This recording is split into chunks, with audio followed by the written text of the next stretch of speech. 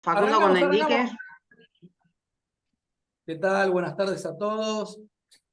Hoy es miércoles 12 de julio de 2023. Yo soy Facundo Castro, soy secretario de la Asociación Abogados del Fuero. Hoy contamos con la presencia de un amigo, un amigazo de la casa, el doctor Casiano Hayton, que, bueno, lo voy a presentar formalmente. Tiene un currículum extensísimo, pero bueno, él quiere que solamente digamos que es profesor de la Facultad de Derecho de la Universidad de Buenos Aires. Y bueno, hoy va a exponer sobre un tema que es muy, muy específico y a todos nos interesa porque siempre tenemos esas consultas, que es los daños por malas praxis médicas. Así que bueno, antes de que empiece Casiano, les voy a recordar que voy a dejar en el chat todas las indicaciones para los certificados, para todos los que quieran hacer alguna colaboración para la asociación y todas las redes sociales para que después nos sigan. También les avisamos que la jornada va a quedar grabada y va a después ser subida al canal de YouTube, que también lo vamos a estar subiendo en el chat. Y por último, la modalidad, el que tenga que hacer alguna pregunta puede levantar la mano o ponerla en el chat y las vamos a ir haciendo. Así que ahora sí, Casiano, adelante. Bueno, muchas gracias Facundo, gracias Vale, gracias Soledad, gracias a todos acá presentes, gracias a Abogados del Fuero, Nahuel, Pato y todos los que están, ¿no? Agustina, Mariela y un montón de gente atrás que está todo el tiempo moviéndose por los abogados, ¿no? Por los abogados y abogadas que ejercemos la profesión todos los días, ¿no? Por lo que esta pequeña charlita, este pequeño intercambio está orientado más que nada hacia eso, ¿no? A los abogados que ejercemos la profesión y también a los que están en la justicia también para ayudar entre todos a resolver diferentes problemáticas que se nos presentan a diario en los diversos tribunales relacionados con diversos tipos de acciones. En este caso nos vamos a referir específicamente dentro del tema de daños, a la responsabilidad por mala praxis médica, ¿no? Que entendemos que es un juicio eh, que dentro de los juicios de daños no es el más común, ¿no? El más común a lo mejor es el accidente de tránsito, pero sí dentro de los juicios de daños entendemos que es uno de los más complejos tal vez, ¿no? Porque hay que tomar una serie de recaudos importantes, hay que tener en cuenta un montón de cosas antes de iniciar la causa, ver si llamás o no un pericio de un perito de parte, si es una pericia de parte, ver qué prueba tenés para recolectar, ver cómo planteás el hecho, la responsabilidad y ver bien el tema de los legitimados pasivos, que más de una vez son varios, ¿no? No solo es un médico, sino que también es la obra social y también es la clínica, y si hay un equipo médico es el jefe del equipo médico también, y si hay un anestesiólogo, un enfermero, otro, o un equipo de cirujanos, a veces son más de uno, ¿no? Entonces a veces tenés de un lado un abogado y un actor y del otro lado entre 4 y 8 legitimados pasivos más los seguros, que a veces los seguros son, uno responde hasta tal monto y otro a partir de tal monto, con lo cual eh, vamos a hablar un poquito de todo eso en esta oportunidad. Bien, como dijimos antes, tenemos que hablar del rol del abogado en el juicio de mala praxis médica. Este rol del abogado va a tener que ver con, digamos, con toda la parte previa de cualquier acción o digamos, toda la parte prejudicial de cualquier acción o cualquier reclamo de mala praxis, que va a tener justamente que ver con esto de analizar bien los hechos que nos cuentan las partes. A veces pasa que viene a vernos una persona que de repente es incapaz o que no puede comunicarse correctamente por sus propios medios. Es importante que venga con una persona que sea su tutor, su representante o una persona que tenga poder de decisión, ¿no? Para poder comunicar muy bien en forma previa las cosas. Y también parte de nuestro rol va a ser importante poder ayudar a recolectar todas las pruebas posibles para después plantear bien los hechos y el derecho y armar una demanda con más posibilidades de éxito. Tenemos que hablar también de el rol del perito de parte, ¿no? La mayoría de los casos de mala praxis médica vamos a necesitar un perito de parte que nos haga un informe, ¿no? Porque nosotros como abogados podemos saber un poco más, un poco menos de derecho, podemos entablar, redactar bien o redactar más o menos los hechos, pero sí o sí, la parte médica vamos a necesitar un médico, que sea el que opine, que sea el que diga que si el protocolo a seguir, si las Lex Artes se hicieron, si las normas del ejercicio de medicina fueron seguidas, fueron los procedimientos, en este caso se hicieron o no. También nos sirve para evaluar las consecuencias. Bueno, ¿cuándo fueron los daños? ¿Cuál es la incapacidad?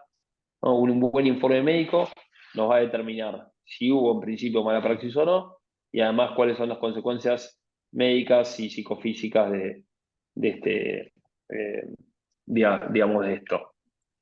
Bien, por lo que decimos que tenemos que de algún modo armar un plan, ¿no? Un plan de trabajo, una estrategia a seguir, ¿no? En miras al norte, que va a ser el éxito de esa acción, ¿no? Nosotros como vos, lógicamente, nunca podemos prometer resultados, pero sí hacer que las cosas estén orientadas hacia digamos, hacia conseguir un resultado de éxito. Lógicamente, no lo vamos a prometer, no podemos hacerlo, lo tenemos prohibido, pero sí podemos ayudar a armar todo el plan de trabajo y la demanda para que intentar, ¿no? Lógicamente, con más chances de que nuestra demanda de algún modo sea un éxito, ¿no? Llegue a un buen destino, llegue a un resarcimiento, se llegue a la indemnización, se llegue a la resolución, conciliación, mediación o sentencia de un caso. Bien, veamos distintos supuestos. O sea, por un lado tenemos los supuestos que tienen que ver con la negativa de cobertura, ¿no? En este caso, el remedio jurídico es lo que conocemos como el amparo de salud, ¿no? Cuando uno va a la obra social o a la medicina prepaga y tenés que hacerte un tratamiento o algo y no te dan, digamos, no te dan respuesta, ahí el remedio jurídico es el amparo, ¿no? Lo que solemos llamar como amparo de salud. Y lo que se está empezando a dar ahora también, ¿no? Es algunos casos en que algunas personas están haciendo acciones civiles post-amparo. De repente, gente que tuvo una negativa de cobertura en casos muy extremos, ¿no? Que tuvo que padecer y que tuvo que pasar por una situación extrema y valiosa y recurrir a la justicia para conseguir una prestación, que después ahora empiece a hacer juicios de acciones civiles por daños por la negativa infundada de los amparos, ¿no? Sobre todo en esos casos se reclama daño moral y daño punitivo también en virtud del incumplimiento, ¿no? Que el incumplimiento también va a estar dado a la posibilidad de consumidores o prestadores afectados, ¿no? Hay que ver esa prepaga cuántas personas, cuántos afiliados tiene y cuántas personas pueden llegar a estar afectados por esta situación. Pero ahí nos vamos a enfocar en el otro costado de la filmina, en la mala praxis médica, en los daños causados y sufridos dentro del ejercicio de la medicina, cuyo remedio jurídico va a tener que ver con acciones preventivas y acciones sobre todo resarcitorias. Vamos un poquito a la génesis de todo esto, ¿no? Siempre que hablamos, bueno, a ver, ¿de dónde surge esto de la mala praxis? ¿No? Siempre se habla de, bueno, los primeros casos surgieron en Estados Unidos, en realidad los primeros casos surgieron cuando empezó la medicina, ¿no? Los primeros casos en los cuales se hicieron acciones de mala praxis sí surgieron en Estados Unidos.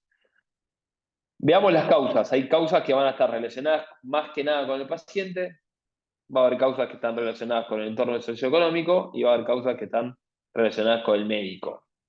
Respecto al médico, vamos a intentar, digamos, resumir las causas para no extendernos demasiado en esto, ¿no? Pero podemos decir para nosotros que se ha incrementado enormemente la cantidad de médicos que egresan tanto de universidades públicas y privadas con muy bajo nivel de formación y con muy poca práctica. Entonces, el médico que sale a ejercer la medicina, habiendo tenido muy poca práctica o habiendo tenido solo una materia de que estuvo, cursó un cuatrimestre en un hospital, esa persona sale y se encarga de nuestra medicina, bueno, probablemente algún error haya. Es como nosotros los abogados, salimos a veces sin práctica de la facultad y sí, el día después que te recibiste, agarrás y tenés que encarar un litigio complejo o una demanda de mala praxis y probablemente algún error cometa, ¿no? Lo mismo va a pasar con los médicos, pero la diferencia es que por ahí el médico comete un error y hay temas de salud irreversibles. Nosotros a veces cometemos errores y bueno, un cliente perdió un derecho, lógicamente, pero a veces no es tan irreversible como puede pasar en temas de salud, ¿no? A veces. Otra cosa importante es que desaparece hoy en día la medicina está muy serializada, ¿no? La medicina es express, a uno lo atienden por ahí, una consulta dura en promedio 7 minutos 20 segundos, ¿no? Entonces, uno va a un médico y te atiende, viste, el médico García en el consultorio 314, te ve 5 minutos y te dice, che, Casiano, volvés a tu casa, tomate un Uperax, si te pasa algo, volvés en 72 horas, ¿no? Ese es el promedio y una consulta. Y claro, en ese momento decís, che, esta persona, perfecto, estudió 5 años, hizo 2 residencias, lo que sea, pero me atendió 5 minutos y no me resolvió nada, ¿no? Eh, a ver, desapareció un poco el médico de cabecera. Antes había médicos de cabecera que tenían toda tu información más centralizada, que tenían un poco más de conocimiento. Hoy en día, obviamente, muchas veces uno elige médicos, no digo que no, pero en términos generales, la medicina es express, está serializada y es despersonalizada, ¿no? Dejó de ser un contrato hace tiempo intuito y personal, en donde uno elegía al médico y el médico lo elegía a uno y había una relación un poquito más cercana, ¿no? En términos generales. Eh, Bien, entonces el paciente pasa de mano en mano con médicos que ni siquiera conoce y esto a veces genera cierta problemática. Otro tema importante que no tenemos no tenemos que perder de vista es que el propio médico recibe también presiones de los hospitales, las clínicas y los nosocomios, ¿no?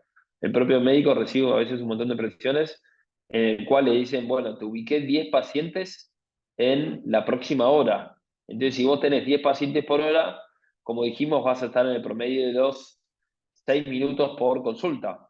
Con lo cual, repito, el médico también se ve presionado para que le cierre el día, ¿no? Con a veces una muy baja remuneración, termina en un hospital, tiene que salir corriendo a otro, después hace una guardia, después está 48 horas sin dormir, ¿no? Y acá es donde también rescatamos y hacemos eco de los derechos laborales de los médicos que muchas veces no están en ningún lado, ¿no? Entonces, a veces para que le cierre el día, tienen que atender en 4 o 5 lugares distintos, tienen que estar 48 horas guardas sin dormir, y eso lógicamente genera que un médico que te atiende sin dormir, hay muchas más posibilidades de que se equivoque, y con ese equívoco genera algún tipo de mala praxis. Veamos algunas causas relacionadas con el paciente. Hoy el paciente postmoderno es mucho más exigente, ¿no? Digamos, tiene otra valoración de su salud, conoce mejor sus derechos, ¿no? Valora también su integridad psicofísica mejor, su calidad de vida. Hoy en día también los avances de la medicina moderna potencian mucho las expectativas de los pacientes. Y a veces nos olvidamos de que la medicina no es una ciencia exacta y no siempre nos ofrece las soluciones más deseables para todos, ¿no? A la vez, respecto del paciente, también hay un grave deterioro de confianza, ¿no? Los pacientes ya no tienen tanta confianza con los médicos. Los pacientes se atreven más a cuestionar la conducta del médico.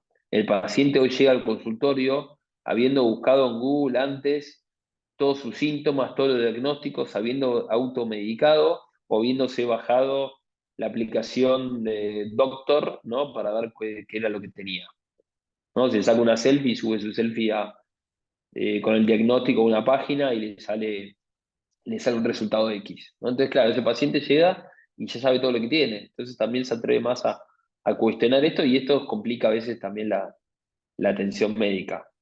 Vamos un poquito a las causas relacionadas con el entorno socioeconómico. Hoy en día también los altos costos de la medicina genera, lógicamente, que algunos puedan acceder a un nivel de medicina mejor y otros se tengan que conformar con un nivel de medicina un poco más bajo, ¿no?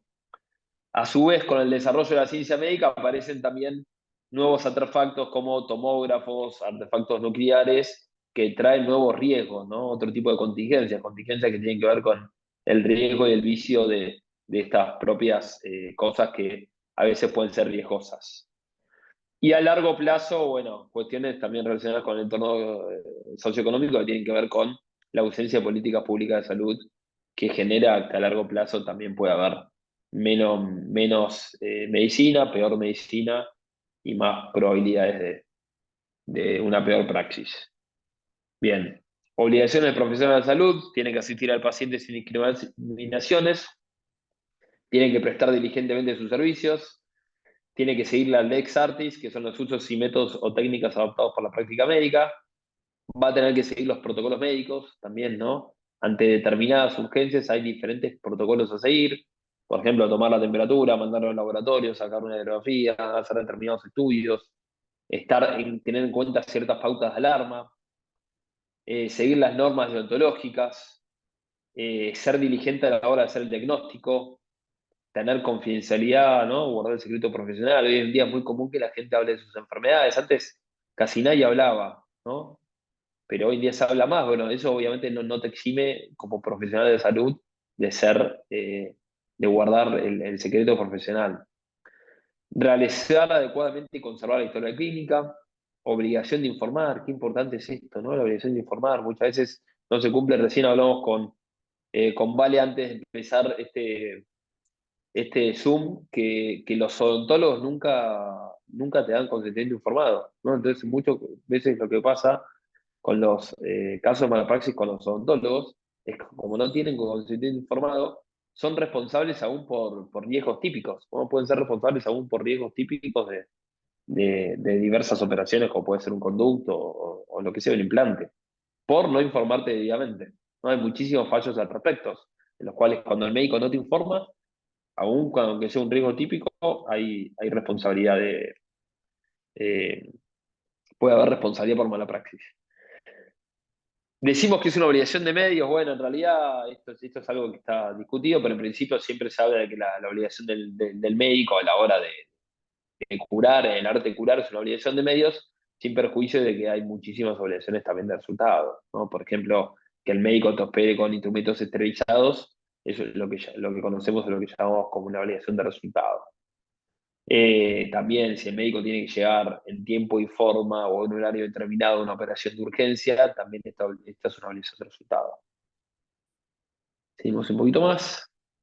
Algunas leyes relacionadas con el ejercicio de la medicina, recordemos que, como todo el tema de la regulación de las profesiones y las actividades profesionales, son parte de las facultades no delegadas de las provincias de la nación, con lo cual cada jurisdicción, cada provincia tiene su ley. Tenemos la ley de Entre Ríos, la ley nacional, la ley de Provincia de Buenos Aires, la ley de Santa Fe, entre otras leyes, son todas más o menos parecidas, todas más o menos de una misma época, pero bueno, regulan todo lo relacionado con el ejercicio de la medicina y las actividades relacionadas con la salud humana. Vamos un poquito a la relación médico-paciente. Esta puede ser, ¿no? Hace un ratito hablamos de que cambió la forma de relacionarse, sí, en el sentido que hoy en día la medicina se expresa, es serializada, es despersonalizada, pero bueno, respecto del tema contractual, podemos, o el tema de la relación directa o indirecta del médico-paciente, podemos hablar de que es directa cuando uno contrata directamente con el médico o cuando uno va directamente al consultorio médico, ¿no? Y es indirecta cuando uno llega a un hospital, a un nosocomio, a una clínica, y en realidad uno contrata con la clínica o es derivado de la clínica a través de su obra social, pero ahí la relación es indirecta. Eh, y puede ser a su vez espontánea y requerida. No sé si había una pregunta en el chat o algo, no. No sé. Bueno, cualquier cosa me avisan. Ah, ok. Me dijeron que no estoy compartiendo pantalla, perdón. Pensé que Sí, estaba te estaba compartiendo. alertando, Casiano, por privado. Gracias por avisar. No, nada. Sí, yo estaba hablando de la pantalla que estaba compartiendo, pero bueno, ahí va. Vamos. Ahí creo que estamos. Ahí se Relación ve médico-paciente, perfecto. directo. Voy a volver si quieren un segundo para atrás para mostrar las fórmulas que mostré hasta ahora, que son estas. Hablamos del rol del abogado, el rol del perito de parte, hablamos del plan a seguir, hablamos de los diferentes supuestos, ¿no? Negativa de cobertura y mala praxis médica, hablamos de las principales causas de mala praxis médica, hablamos de las obligaciones propias del profesional de salud, hablamos de las leyes de ejercicio de medicina y ahora vamos a la relación médico-paciente. Bien. Bueno, decimos entonces que puede ser directa cuando uno va directamente contrata directamente con el consultorio del profesional y puede ser indirecta cuando uno llega al hospital, a la clínica, etc. Puede ser espontánea o requerida, generalmente requerida en casi todos los casos, uno requiere de atención, pero a veces es espontánea cuando uno, por ejemplo, lo atiende en la calle, ¿no?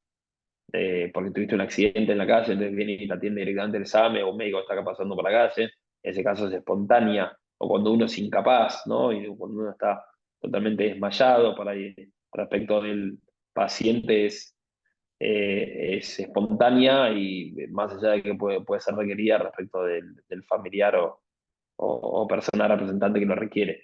Y después puede ser contractual o extracontractual, generalmente también es contractual, generalmente estamos dentro de la órbita contractual, estamos dentro del marco de un contrato, pero en algunas hipótesis extracontractual. Ejemplo también en el caso de atención en la calle a alguien que está desmayado, no hay ningún tipo de contrato, es una urgencia, en esos casos es extracontractual.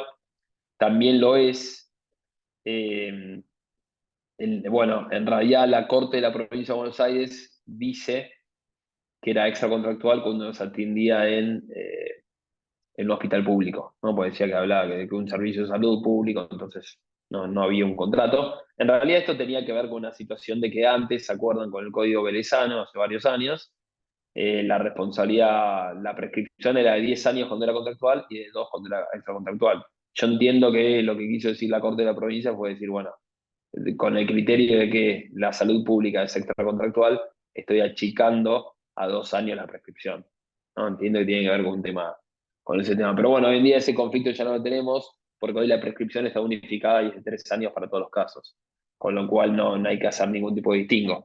Y ni que hablar cuando se trataba de menores. Antes con los menores nos volvíamos locos, ¿no? Porque algunos hablaban de la estipulación a favor de terceros, con lo cual era contractual para el padre y para el hijo menor, y a otros hablan de la teoría de la representación, que los padres representan directamente al menor, con lo cual para el menor era contractual, pero para los padres era extracontractual, por una representación directa. Pero claro, depende si estabas en una teoría o en otra teoría, era si estabas adentro o no del plazo para reclamar.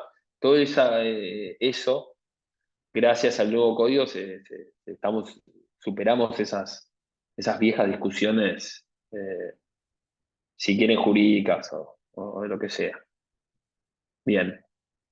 Valoración de la conducta del médico, tenemos el artículo 1725, que nos ayuda para valorar la conducta del médico. Nos dice que cuanto mayor sea el deber de obrar con prudencia y pleno conocimiento de las cosas, mayor es la diligencia exigible a la gente y la valoración de la previsibilidad de las consecuencias. ¿No? Cuando existe una confianza especial, se debe tener en cuenta la naturaleza del acto, las condiciones particulares de las partes para valorar la conducta. No se toma en cuenta la condición especial o la facultad intelectual de una persona determinada, a no ser en los contratos que suponen una confianza especial entre las partes. En estos casos se estima el grado de responsabilidad por esta condición especial. Estos dos artículos son un copy-paste del 912 y el 909 del viejo Código de Vélez, ¿no? Esto sí, lo aclaramos porque son exactamente esos dos artículos copiados seguidos. Y está bueno el artículo porque nos ayuda para valorar la conducta. Decís, bueno, vamos a explicarlo un poquito. Cuanto mayor sea el deber de obrar con prudencia y pleno conocimiento, mayor es la diligencia exigible. Esto es lógico. No es lo mismo el médico que te atiende en un hospital en la provincia de Buenos Aires, en Capital Federal o en un lugar central con tomógrafo, laboratorio, posibilidad de hacer interconsultas, posibilidad de hacer radiografías, estudios, etcétera, que un médico que te atiende en una salita de primeros auxilios en Purmamarca, ¿no? O en Calamuchita. No tienen la misma posibilidad, no le vas a exigir la misma diligencia. Hoy en día, la diligencia se aplica se aprecia en concreto, con lo cual el juez hoy en día tiene que ver en concreto, en esas circunstancias de persona, de tiempo y de lugar, ver si esta persona pudo valorar o pudo prever esas consecuencias o no. Bueno, entonces, repito, mientras más posibilidades tenga de prever, más diligencia le vamos a exigir a esta persona. Y después la segunda parte nos habla de qué pasa cuando hay una condición especial o una confianza especial.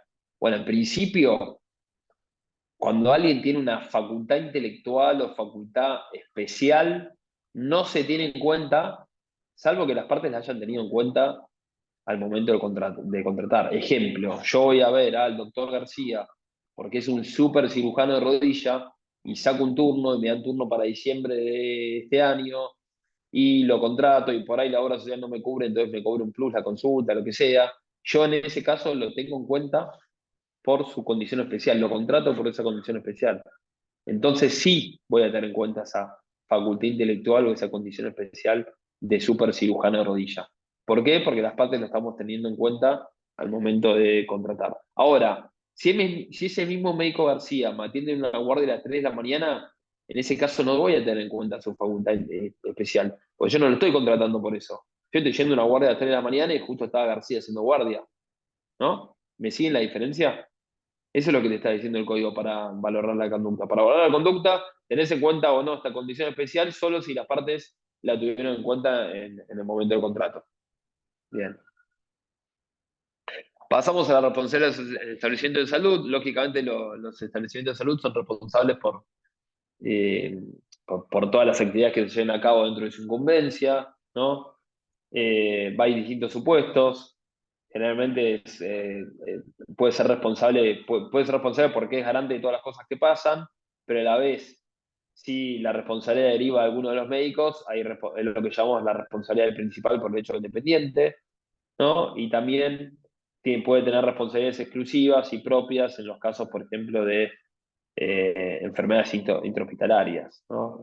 Estas infecciones intrahospitalarias que el margen es bastante chico, es menos del 5% de los casos, pero bueno, hoy en día hace bastante tiempo ya se entiende que es un riesgo propio de la actividad médica y no es un caso fortuito. Hay diferentes supuestos, tenemos al médico independiente que alquila un quirófano en un sanatorio donde opera. Este es uno de los casos también que algunos lo discuten, algunos dicen, bueno, que el sanatorio en realidad no tiene responsabilidad porque va un médico y lo alquila, ¿no? Nosotros lo que decimos, yo adhiero a la opinión de los que dicen, ojo que el contrato de alquiler de quirófano no es cualquier contrato de alquiler, no es como el contrato de alquiler de nuestras oficinas de abogados. No, a ver, yo si mañana me recibo médico, voy al hospital alemán, pido un quirófano, no me lo dan, ¿no? Evidentemente, no la alquilan a cualquiera, a veces los hospitales se jactan de a quienes les alquilan o no, y además, repito, generalmente digamos, ejercen algún tipo de control sobre quién alquilan y además muchas veces le dan los instrumentos, le dan otras cosas que los hacen formar parte de alguna manera y de alguna manera ser garantes también de las cosas que suceden dentro de su hospital. Tenemos a los médicos también que integran el plantel permanente del hospital. En estos casos, digamos, puedes aplicar el 732, pero también tenemos la responsabilidad del principal por el hecho del dependiente. Tenemos también a los daños derivados del incumplimiento de la obligación de seguridad. Si a vos te pasa algo en una sala de espera, te pasa algo porque te patinaste en una escalera, lo que sea, también hay responsabilidad de establecimiento, no por mala praxis, sino por incumplimiento de la obligación de seguridad. Tenemos a veces casos de responsabilidad personal de autoridades en determinados hechos y generalmente la responsabilidad del médico es concurrente con el establecimiento, ¿no? Decimos que la responsabilidad no es solidaria, sino concurrente. ¿Por qué? Porque las causas del deber de responder son distintas. Uno responde por el MISI de 49 por el hecho propio y el otro responde generalmente por la obligación de seguridad o por el principal por el hecho del dependiente o por el artículo 1757 cuando hablamos de cosas o actividades riesgosas. Bien. Eh, Explayamos un poquito más esto, ¿no? A veces elegimos un establecimiento por la hotelería, por el servicio y no por el médico. Lógicamente, además del tema médico de las praxis de hacer las atenciones, tenés un montón de obligaciones más del hospital. Va a estar el tema de la seguridad, el deber de seguridad, no te tiene que pasar nada adentro, ¿no? Si te patinas, si te caes, si un camillero se le suelta la camilla, si se te cae una ventana en la cabeza, cualquier cosa pase, ¿no? Si se incendia el hospital, se corta la luz, cualquier cosa que te pase, tiene que responder también el establecimiento por estas situaciones. El 1753 no es eh, el que nos habla de la responsabilidad del principal por el hecho del dependiente. No sé si Federico querés hacer una pregunta, justo levantaste la mano. Si quieren activar el micrófono.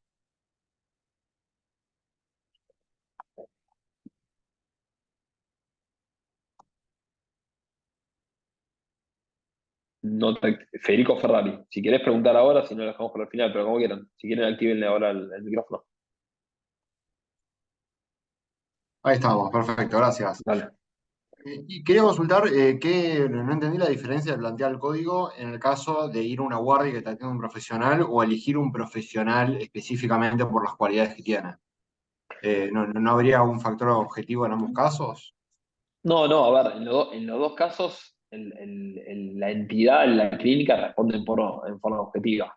Pero lo que no valoramos del mismo modo es la valoración de la conducta del profesional. Acordate que el profesional generalmente responde en forma subjetiva. Entonces vos, para analizar su conducta, con el 1725 vas a valorar su conducta de una manera. Y lo que te dice el código es, esta condición especial la vas a tener en cuenta si las partes la tuvieron en cuenta en el momento del contrato. ¿Por qué? Pues si vos sos el mejor cirujano de rodilla del país, te estoy exigiendo una diligencia mayor que la diligencia media, que la diligencia común. Entonces esa diligencia mayor la voy a tener en cuenta si la tuviste en cuenta en el momento del contrato. Si no, es una especie de injusticia. Pues si vos te atendés de casualidad con esa persona a las 3 de la mañana en la guardia, no va a tener que por ahí estar con el chip de super dirigente o del mejor cirujano. No, esa es la diferencia. Salvo que las partes lo tengan en cuenta. Eso es lo que dice el código. Ah, perfecto. La diferencia es el factor de La atribución valoración de versus... la conducta. No, la valoración de la conducta a la hora de analizar a la hora de analizar el factor de atribución subjetivo en ese caso. Mil gracias. De nada.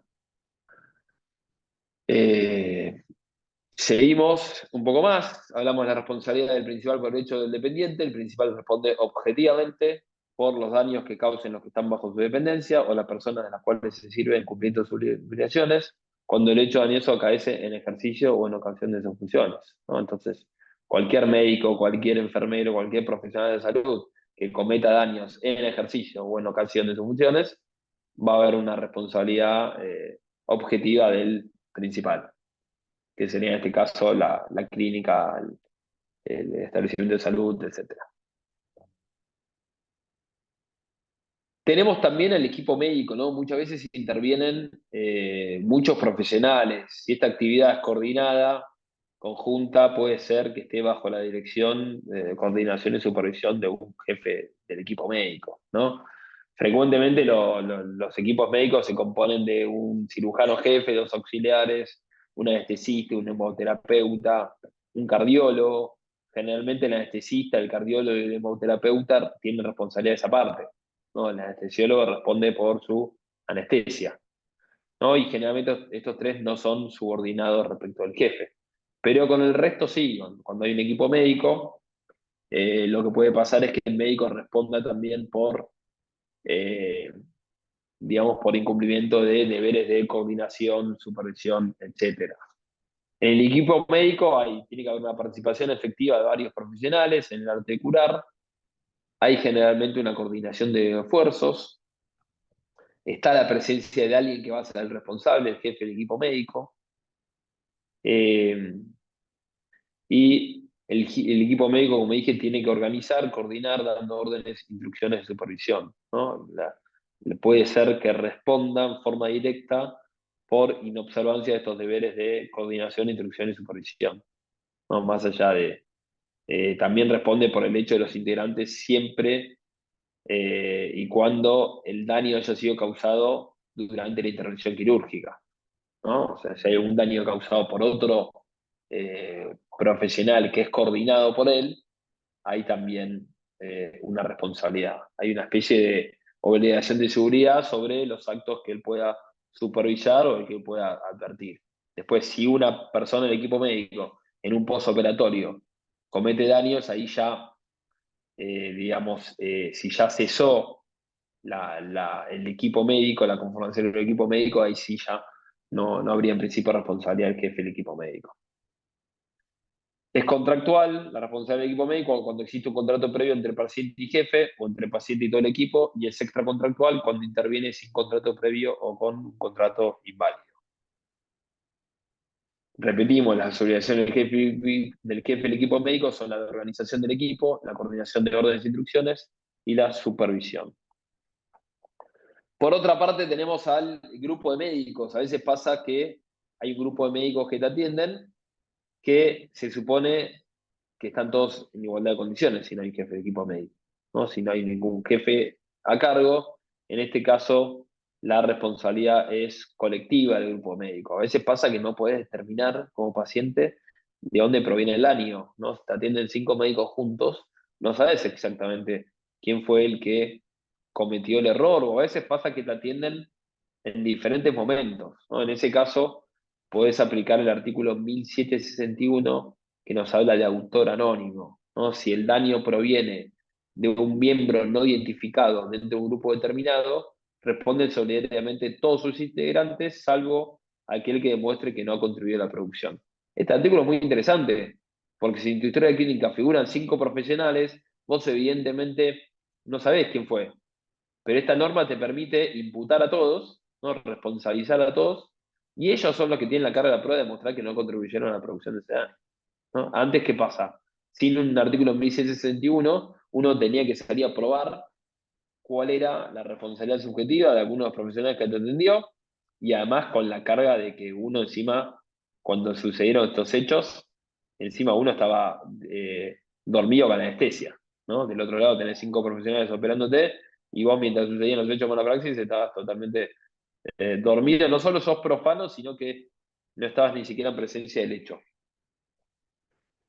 Puede ser que existe una actuación plural independiente. A veces pasa que te pasan de un médico a otro, ¿no? Estás atendiendo en un lugar y te pasan de un especialista, ¿viste? Se van pasando nadie quiere hacerse cargo de ciertos pacientes, como nos pasa a los abogados con ciertos casos que nadie se quiere hacer cargo. Bueno, en la medicina es un poco más difícil de decir que no, porque si estás en un nosocomio y estás de turno en ese momento, tenés que atender, ¿viste? Pero puede pasar que te atiendan varias personas, donde acá la actuación no es coordinada, no hay supervisor, no hay jefe, sino que es una actuación plural, pero independiente.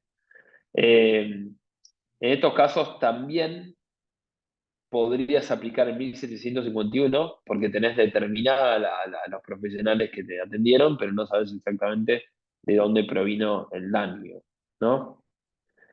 Eh, y además tenemos el artículo 1751 que cuando nos habla de la pluralidad de responsables nos dice que si varias personas participan en la producción del daño, que tiene una causa única, se aplican las reglas de obligaciones solidarias, y si eh, las causas son distintas, se aplican las reglas de soluciones concurrentes.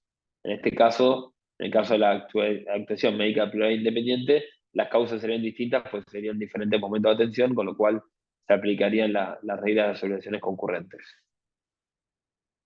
Vamos a hablar un poquito de responsabilidad de prepagas y obras sociales en el ámbito de la mala praxis.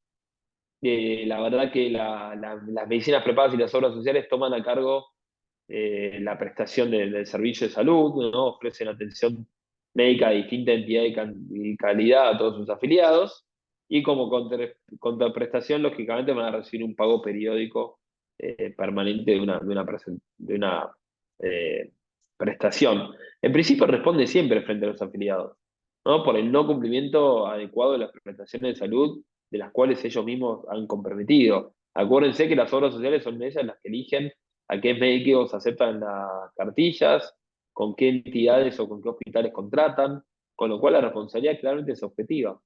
Objetiva por el deber de seguridad, objetiva por la garantía que tienen que dar a sus afiliados de indemnidad respecto de los lugares que ellos mismos eligieron.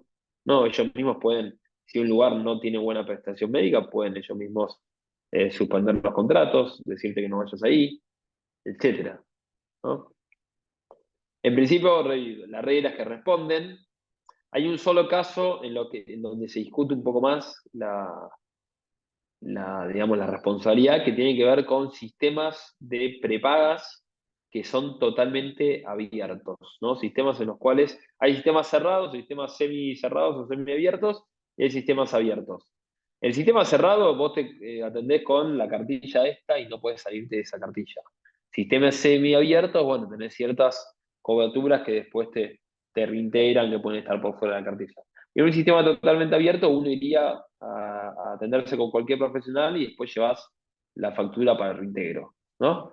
En estos casos, los que discuten dicen, bueno, ojo, en este caso yo me entero de que vos fuiste al médico cuando me traes la factura, con lo cual no tuve posibilidad de ejercer ningún tipo de control, ¿no?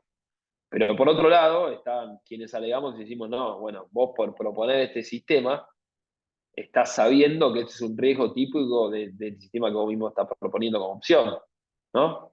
Y que seguramente un sistema total abierto encima debe ser un plan, debe ser de los planes más caros, con lo cual vos estás cobrando también una prestación extra por la posibilidad de que esto ocurra.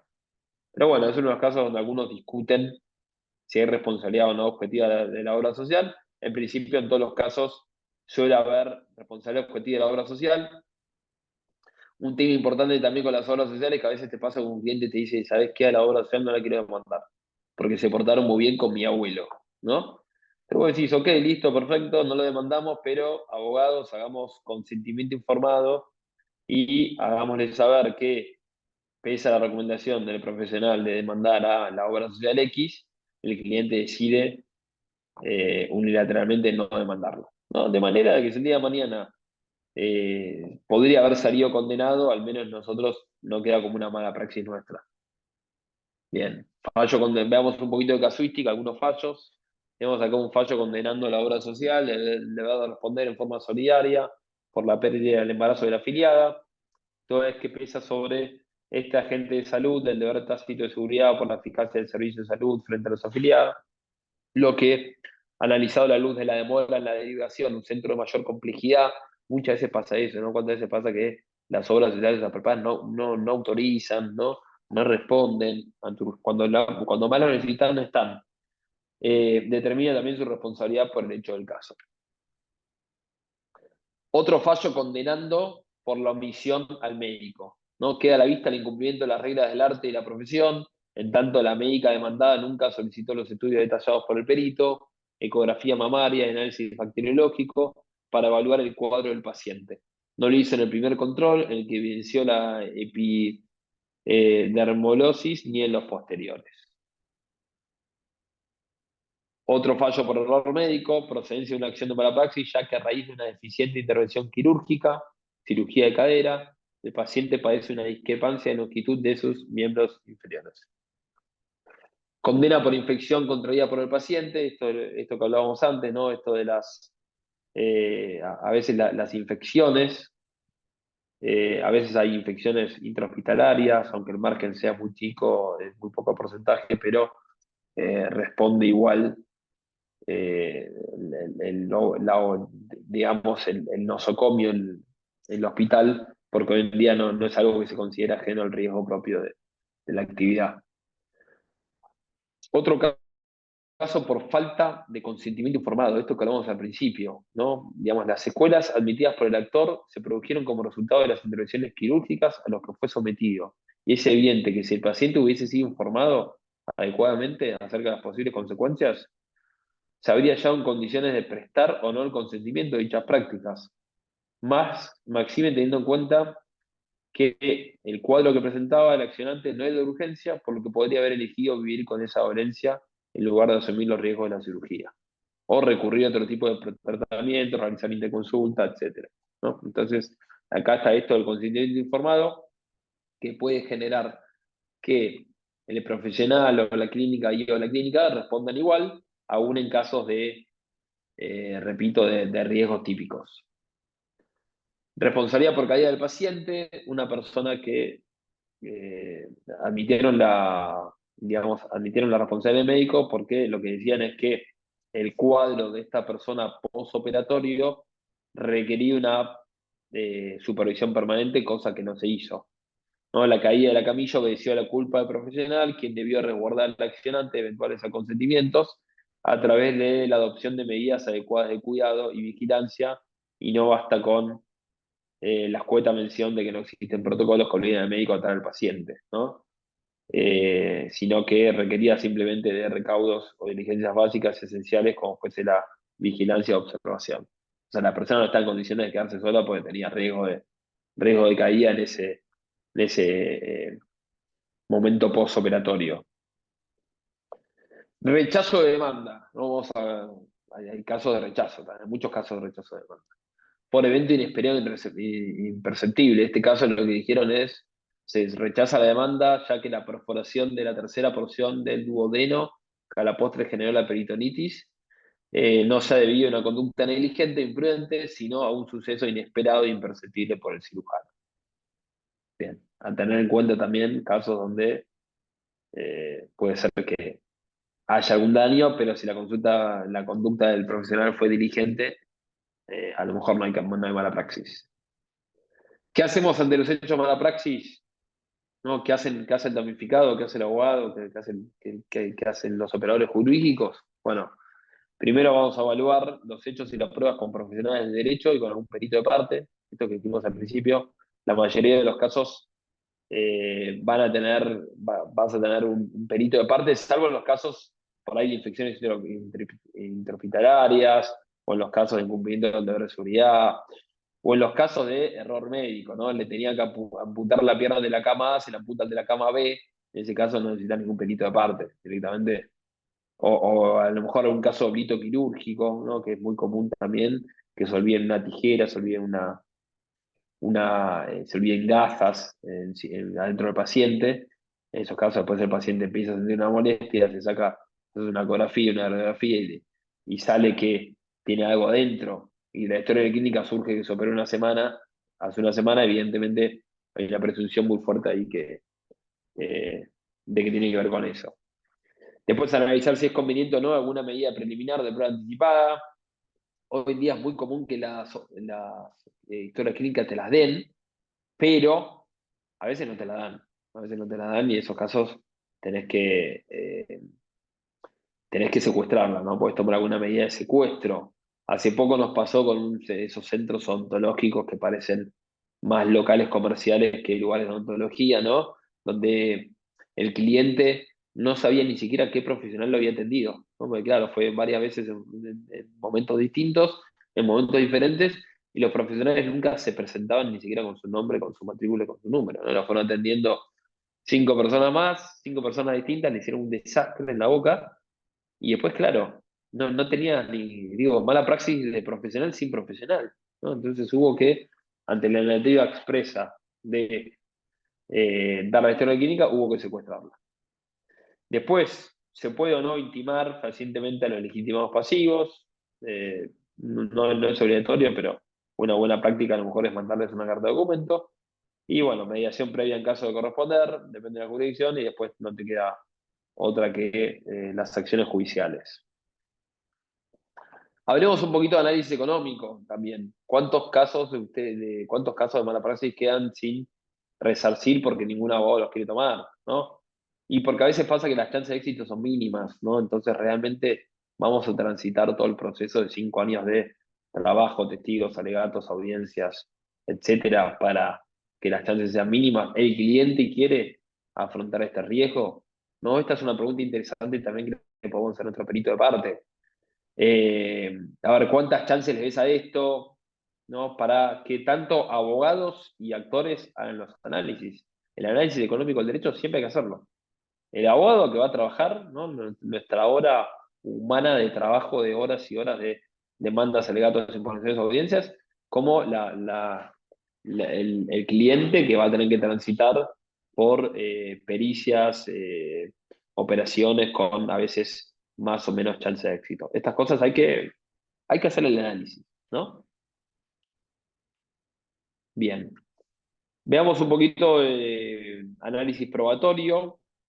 Lógicamente lo más importante en un juicio de mala praxis va a ser la pericia médica, ¿no? La pericia médica te va a decir todo.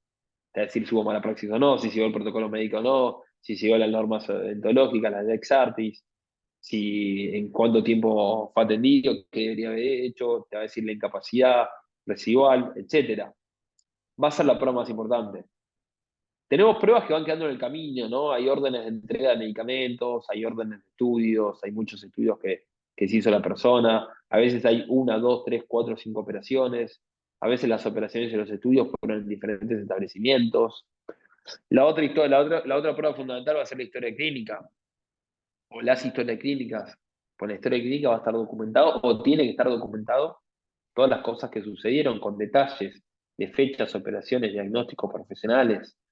Si la historia clínica no aparece, hay una fuerte presunción en contra del hospital y del médico, ¿no? Y si está mal completada o completada en forma incompleta, también tenés presunciones en contra. A veces las pericias dicen ni, ¿no? No dicen ni sí ni no, no ayudan al actor ni ayudan al demandado. Tenemos la prueba informativa también. A veces hay muchísimas entidades que son excelentes entidades en materia de salud, pero nos dan unas respuestas a unos oficios que son de un renglón, ¿no? De medio renglón. y tampoco ayuda al actor, y tampoco ayuda al demandado. Tenemos también para nosotros la carga de dinámica probatoria, ¿no? Recordemos que hoy tenemos el artículo 1735, antes era una teoría que motorizaba mucho un procesalista que se llama Peirano, pero hoy en día es norma, hoy en día el 1735 nos dice que el juez puede ponderar y hacer que tenga la carga de la prueba el que se halla en mejores condiciones de probar, con lo cual, ¿quién se halla en mejores condiciones de probar? ¿El paciente que dijimos que estaba anestesiado y dormido? ¿O el profesional que es el experto y es el que está operando, el que sabe lo que está haciendo en ese momento? Entonces, lo que decía la jurisprudencia en base a este principio y lo que dice ahora la norma es, bueno, vos, médico, tenés que probar que fuiste diligente. Hay una especie de presunción en contra de los médicos, se aplica en 1735, en donde eh, digamos, si no demuestra que fue diligente, puedes presumir que actuó, que tiene responsabilidad. Tenemos dijimos, como documental o como pre-instrumental, si quieren, tenemos órdenes, estudios, prácticas. Hoy tenés muchos, viste, a veces las tenés digitalmente, mucho PDF, etcétera. Prueba testimonial, obviamente, bueno, la prueba testimonial eh, no, por ahí no es a veces tan importante, porque además lo que te sucede muchas veces es que están comprendidos por la generalidad de la ley, porque los actos médicos te suelen acompañar tus familiares, tus seres queridos, entonces a veces sucede esto, ¿no? Tenemos la pericia informática, si hay algún documento electrónico, algún consentimiento electrónico, algunos mails, algunas comunicaciones por WhatsApp o por mail o electrónicas o digitales, podríamos eventualmente pedir una pericia informática, una pericia caligráfica. Hay casos donde aparece un consentimiento informado con una firma X, ¿no? Y por ahí no es la del paciente. O por ahí es la del paciente semi-anestesiado, ¿no? Entonces, por la grafología del trazo, nos vamos a dar cuenta si efectivamente es su firma o no, por más que él haya sido eh, el que firmó supuestamente, el que pasó por encima de la hoja con su mano y la viró encima del consentimiento. Entonces, eventualmente puede haber pericias caligráficas, no, siempre y cuando se niegue autoridad de firma. Y puede haber causa penal también, ¿no? Esto que dijimos hace un rato, tener en cuenta el tema del principio general, todo aquel que lee un hecho puede probarlo, pero tenemos la carga probatoria dinámica que hoy en día es norma. Y acá sí hago un paréntesis, porque lo que dice es, la norma dice que el juez tiene que avisar a las partes, el juez puede, en realidad si lo considera pertinente durante el proceso, debe comunicar a las partes que aplicará este criterio de modo de permitir a los litigantes ofrecer y producir elementos de convicción. Acá es interesante una cosa, porque también juega el principio de defensa en juicio. El juez para mí lo tiene que decir en el primer proveído. El juez cuando sale el primer proveído de traslado de la demanda tiene que avisar. Que ojo que podemos aplicar el principio de carga dinámica probatoria. Así los galenos al momento de contestar demandas saben también que lo ideal es que se diga al principio. Si no, lo podría decir también en la apertura prueba. Pero para mí es al principio porque tiene que saber también qué puede ofrecer y qué va a tener que probar y qué no va a tener que probar. O sea, no basta la contestación de demanda clásica de niego, niego, niego, niego todo, a veces no basta, ¿no? Niego todo, pero tengo que además probar que fui como médico diligente. Para mí el juez debe comunicarlo. Acá dice el juez, si lo considera pertinente, debe comunicar a las partes. Para mí, digamos, la interpretación correcta de esto es que tiene que seguir comunicando. ¿Por qué lo dejaron así? Entiendo yo que tiene que ver con que si algún juez no comunica y después te lo aplica en la sentencia, algunos podrían decir que es nula la sentencia, que es nulo el procedimiento en realidad. Por eso es que entiendo que los legisladores lo dejaron así, no esto. El juez puede, el juez si lo considera, para que no pase esto, porque también sería muy injusto que después de todo un juicio de 5, 6, 8 años, porque el juez no sacó en un proveído a vos a ver las partes de la aplicación del 1735, te declaren la nulidad de procedimiento, ¿no? Entonces, desde ese punto de vista entiendo la norma, pero entiendo que también el derecho de defensa del juicio es un derecho constitucional. Y vos tenés que saber con qué reglas vas a jugar en ese pleito.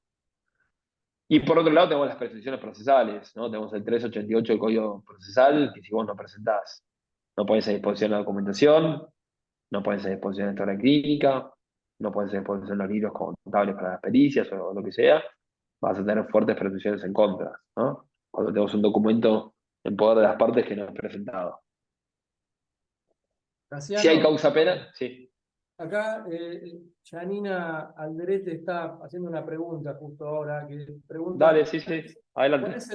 ¿cuál es el peso del consentimiento informado? Me imagino que se refiere a la validez probatoria. Sí, a ver, muy buena pregunta.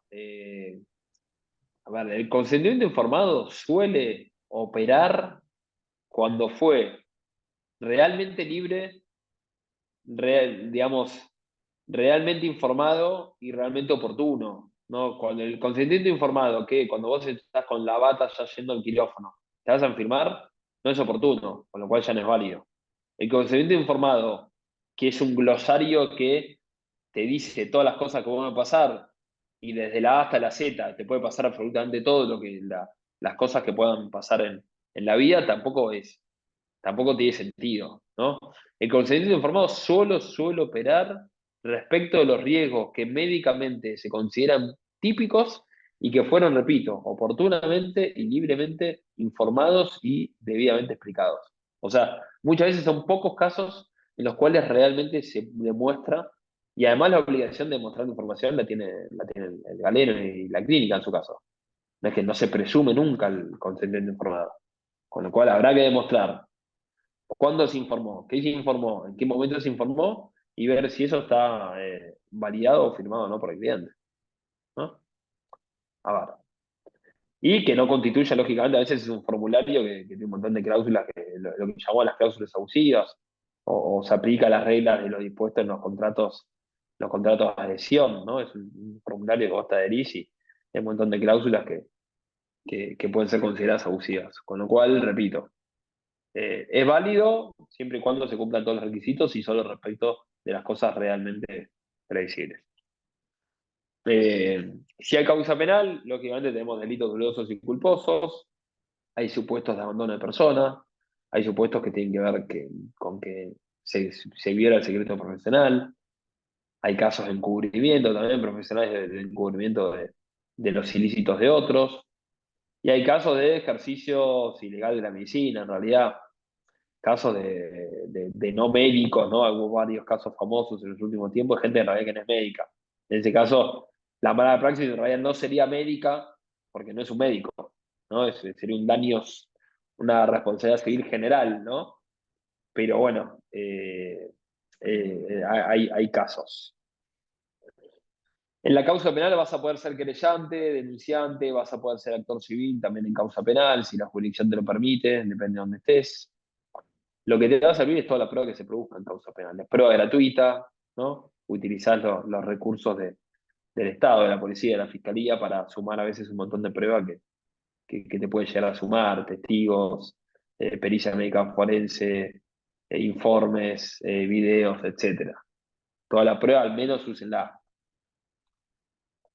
Tenemos que recordar que hay una relación de la acción civil y la acción penal, ¿no? Son independientes, pero si hay causa penal y causa civil al mismo tiempo, en principio tenés que esperar la resolución de la causa penal para dictar la sentencia civil, salvo que se extinga la acción penal, ejemplo, muerte del imputado, o si la dilación del procedimiento penal provoca en los hechos una afectación efectiva del derecho a ser indemnizado, ¿no?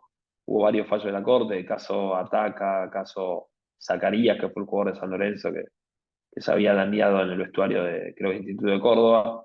No son casos en los cuales las causas penales tardan tanto que directamente, bueno, puedes seguir con la acción civil. Y si la acción civil de reparación está basada en un factor objetivo de responsabilidad. ¿Qué pasa? Mala praxis médica, generalmente para que haya responsabilidad del hospital, por ejemplo, tiene que haber responsabilidad del médico en principio. Con lo cual, este inciso C no lo suele servir porque no vas por responsabilidad objetiva, vas por responsabilidad subjetiva. Este inciso C te sirve mucho para el accidente de tránsito, donde solo demandas al titular del automóvil, por ejemplo. Entonces, en ese caso evitas la espera de la causa penal. Seguimos, acá hablamos un poquito más de historia clínica, ¿no? Hay que conservarla por un plazo de 10 años. Eh, la guardia y custodia es obligación del establecimiento asistencial y del médico, pero la titularidad del paciente, ¿no? Si no te la dan, la puedes secuestrar, puedes pedir una vía data. Si presentas una nota, te tienen que dar una copia dentro de las 48 horas. Tenemos también hoy la historia clínica única electrónica, hay un proyecto de ley de esto. Bueno, todavía no, hay una tendencia de que esto en algún momento salga, estaría bueno, me parece, para que esté concentrado en un mismo lugar, la historia clínica de uno, y que sea más difícil también cualquier tipo de alteración o cambio. Acá le damos un poquito más de consentimiento informado, que como dijimos es la declaración de voluntad suficiente efectuada por el paciente, que cumpla con todos los requisitos, y luego recibir toda la información respecto de procedimiento propuesto, objetivo, beneficios, riesgos, si hay procedimientos alternativos, las consecuencias de no realización, etcétera, ¿no? Eh, bien. Prescripción, hoy en día el plazo está unificado, como dijimos antes, es de 3 años. Ya no está más esta discusión de 2, de 10, de 5 también en alguna jurisdicción. Pero hoy en día cualquier daño, al menos en términos generales, prescribe a los 3 años. Rubros indemnizatorios, generalmente tenés el daño material, el daño físico, Perdona, incapacidad ¿te puedo física. hacer Sí, una pregunta sí, yo, Casiano, con respecto a la prescripción?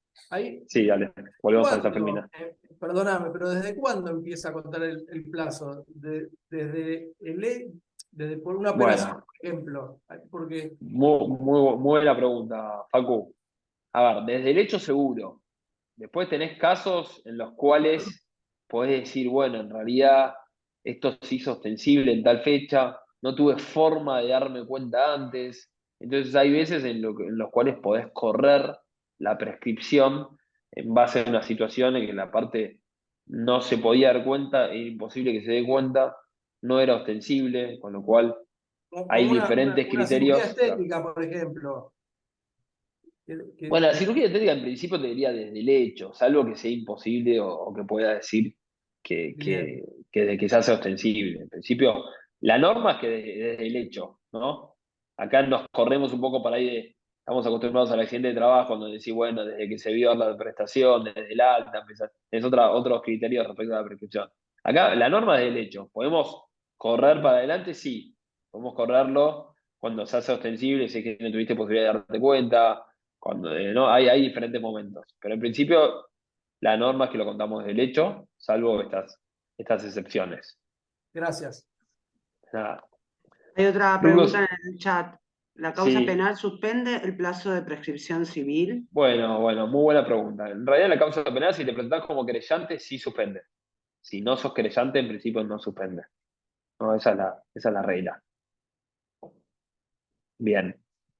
Eh, por eso es muy importante, aunque haya causa penal, intentar ir, y si no te presentás como actor civil, intentar ir iniciando una mediación y iniciando también la demanda. Total, lo que dijimos es que la demanda civil puede seguir su curso.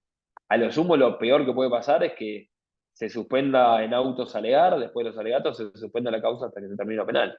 Eso es el escenario máximo, ¿no? Había causas, por ejemplo, las causas de Cromañón, hasta hace poco, muchas no se habían todavía resuelto las causas de daño por Cromañón, hasta hace 2 o 3 años, muchas no tienen resolución definitiva porque están esperando las causas penales. Rubros indemnizatorios, tenemos el daño material, el daño físico, la incapacidad física, el valor vida. Acá hablamos de que solemos pedir también a veces la pérdida de chance de sobrevida. ¿Qué pasa cuando demandás por la muerte de una persona?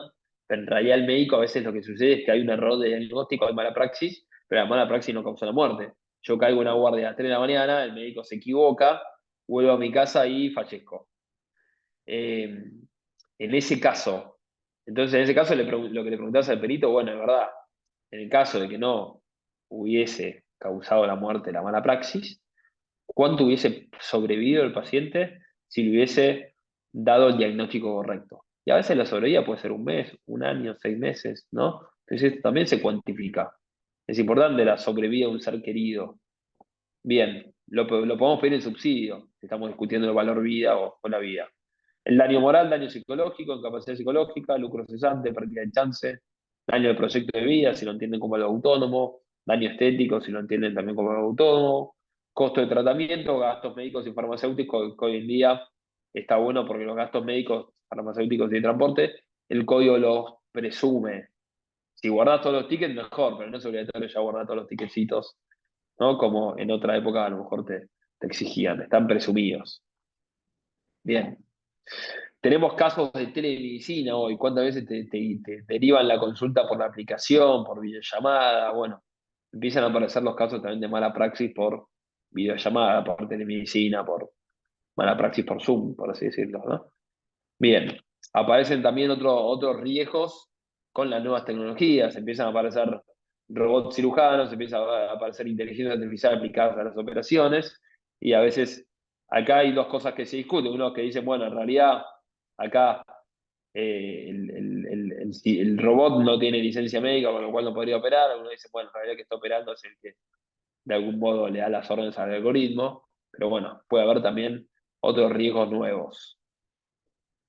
Tenemos hoy en día algoritmos también que detectan tumores en caso de cáncer, ¿no? La verdad que están bastante actualizados y dicen que, digamos que la actualización de estos algoritmos es como si, digamos, le llevaría a un ser humano leer 22 horas diarias para estar al mismo nivel.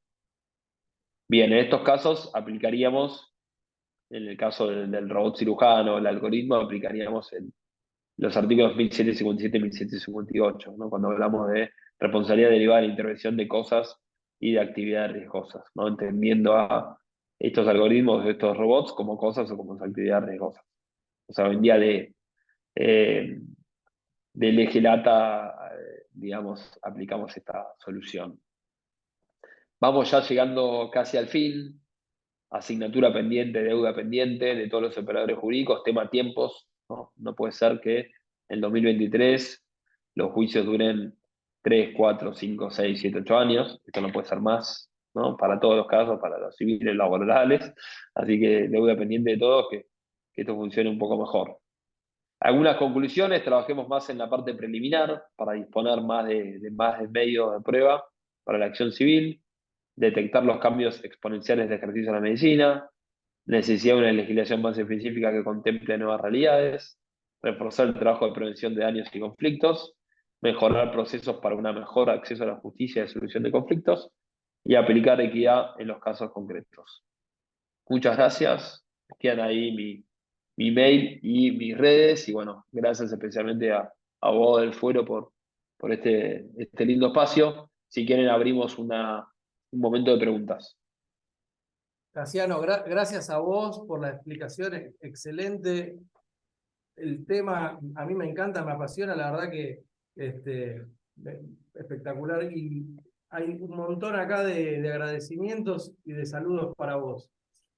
Así que no sé si alguien, el doctor Mariano Barsky, ahí apareció. Mariano, ¿cómo andás? Los desmuteamos por si quiere decir Buenas, algo. buenas. ¿Cómo va? ¿Cómo está, Casiano? Muy Hola, bueno, Mariano. excelente. ¿Cómo estás? Te felicito, muy completo y muy claro. Y por ahí un Bueno, comentario, muchas gracias a vos. Un comentario por ahí muy específico respecto a la traslación de la prueba penal, si hay algo en particular, si eso sirve o no, o si se hace todo de vuelta en el civil, si hay algo útil, o si se queda incorporado automáticamente con la causa penal a la causa. No, basta con ofrecer como prueba, si querés, lo que llamamos ad defectum videndi el probandi, que hoy en día llega en realidad el DEO con la copia certificada. Basta con ofrecer eso como prueba para que quede hoy en día agregado al expediente. Basta con eso. A veces pasa que a un testigo por ahí en sede penal lo querés citar a ratificar o ampliar, podés hacerlo, no es fundamental. Pero basta con eso. Si querés alguna prueba volver a repetirla o aplicarla, también en principio de virtud de amplitud probatoria podés hacerlo. Gracias. Acá Silvia pregunta, ¿qué pasa si un actor demanda por mala praxis, daño por incapacidad sobreviniente, lucro cesante, daño moral, etcétera, y muere En el medio, por otra causa distinta del hecho generador del daño, ¿los herederos pueden seguir adelante el reclamo de esos daños? Sí, sí. Lo que pasa es que ahí hay una parte fundamental que tiene que ver con, sería bueno que la pericia se haya hecho antes de la muerte. Si no, después es un poco más complicado por ahí hacer una pericia post-mortem, ¿no? Nunca lo escuché. Sería un poquito más complicado, pero bueno. Sí, a ver, como cualquier juicio patrimonial, entra parte de los derechos. Si la víctima lo inició en vida, pueden iniciarlo, pueden continuarlo el resto, ¿no? La parte del daño moral es la que no se puede, si no, por respecto del daño moral, por el 1741, si la persona no lo inició en vida, no pueden seguir los herederos. Sí, ahí te abre la legitimación activa a los damnificados indirectos, ¿no? Convivientes, cónyuges, descendientes, etc. Ahí está agradeciendo Silvia. Gracias, Silvia. Otra pregunta de Diga. Paula Mancilla. Doctor, entonces, un caso de infección intrahospitalaria, ¿no es mala praxis? Bueno, ese caso responde, es uno de los pocos casos que para mí responde solo el nosocomio, no solo el hospital. Porque el médico ahí dice, nada, tomó las diligencias, no hay negligencia del médico. Hay responsabilidad objetiva del hospital porque es un riesgo propio de la actividad. Muy bien, muy bien. Bueno, no sé si alguien más tiene alguna pregunta. Vos, Vale, a ver, ahí. Ahí No, está. no leo ninguna otra más. Así que, Casiano, Te chapó, pasaste. te Gracias. pasaste. Bueno, gracias a ustedes, la verdad, un placer y bueno, muy buenas tardes a todos. Una Genio. consulta, Casiano, después nos pasás Sí, el PowerPoint para dejarlo sí, colgado obvio, también con el video. Gracias. obvio, eso lo Saludos paso. para Chao. todos. Gracias a Ahí, todos. Saludos, Gracias. chau, chau. Buenas tardes. hasta luego. Adiós. No,